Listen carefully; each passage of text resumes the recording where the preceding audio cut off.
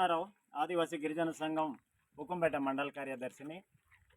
బూర్జ పంచాయతీ సుల్లిపకని గ్రామంలో డోలి మోతతో తరలిస్తున్నటువంటి పేషెంట్ మార్గంలో చనిపోయింది.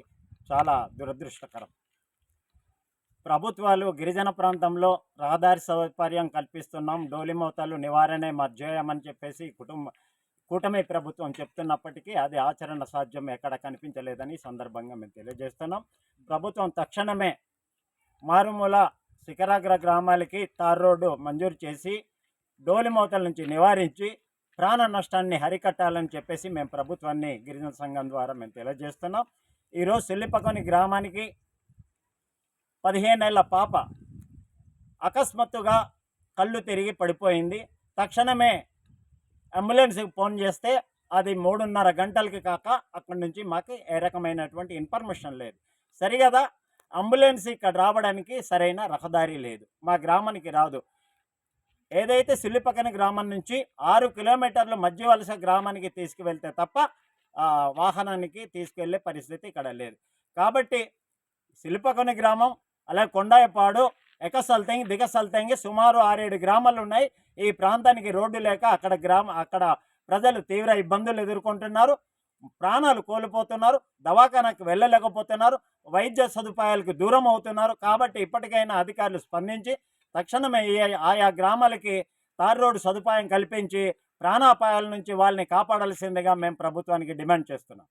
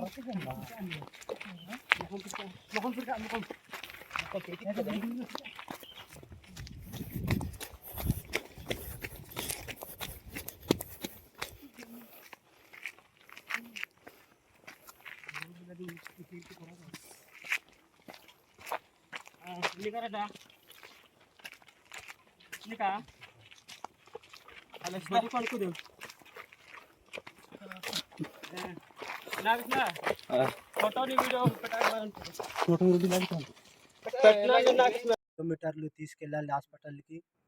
అది గవర్నమెంట్ ప్రభుత్వం కూడా ఆలోచించాలి. మాకు రోడ్డు పరిస్థితి బాగలేదు, రోడ్డు వేయాలనేసి కోరుతున్నాం. రోడ్డు సౌకర్యం బాగలేక చనిపోవడం జరిగింది పాప నిన్న. అందుబాటులో ఏ సౌకర్యం లేదు, గవర్నమెంట్ ఏమి మాకు స్పందించట్లేదు. దానివల్ల మామూలు గ్రామాలు ప్రజలు చాలా ఇబ్బంది పడుతున్నారు. అందుచేత పై అధికారులు మాకు స్పందించి ఈ సుల్లిపకని గ్రామం అనే గ్రామస్తులు చిన్న విన్నపం ద్వారా తెలియజేస్తున్నాం. రోడ్డు సౌకర్యం బాగలేక చనిపోవడం జరిగింది పాప నిన్న. అందుబాటులో ఏ సౌకర్యం లేదు, గవర్నమెంట్ ఏమి మాకు స్పందించట్లేదు. దానివల్ల మామూలు గ్రామాలు ప్రజలు చాలా ఇబ్బంది పడుతున్నారు. అందుచేత పై అధికారులు మాకు స్పందించి ఈ సుల్లిపకని గ్రామం అనే గ్రామస్తులు చిన్న విన్నపం ద్వారా తెలియజేస్తున్నాం. నా పేరు మధ్య నాగేశ్వరరావు సార్, మాది సుల్లిపకని గ్రామం. నిన్న జరిగిన సంఘటన చిట్టం జ్యోతి అన్న అమ్మాయి 15 ఏళ్ళ పాప స్పిడ్స్ వచ్చి పడిపోయింది.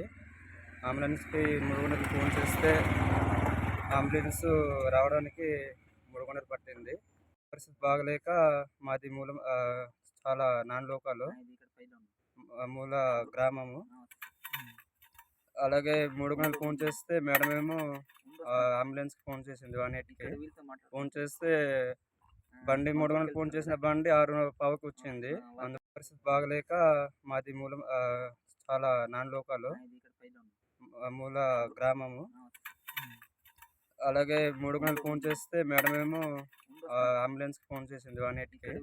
ఫోన్ చేస్తే బండి 3 గంటలకు ఫోన్ చేసిన బండి 6:15కి వచ్చింది.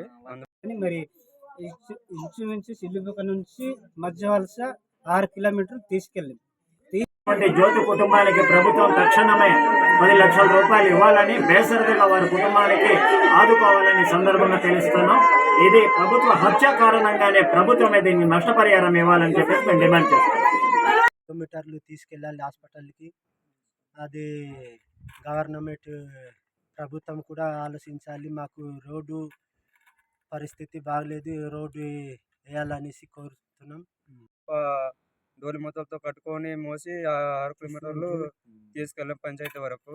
తీసుకెళ్ళినప్పటికీ 4:15కి పాప చనిపోయింది. పరిష్కారం మంచిగా ఉండాలి.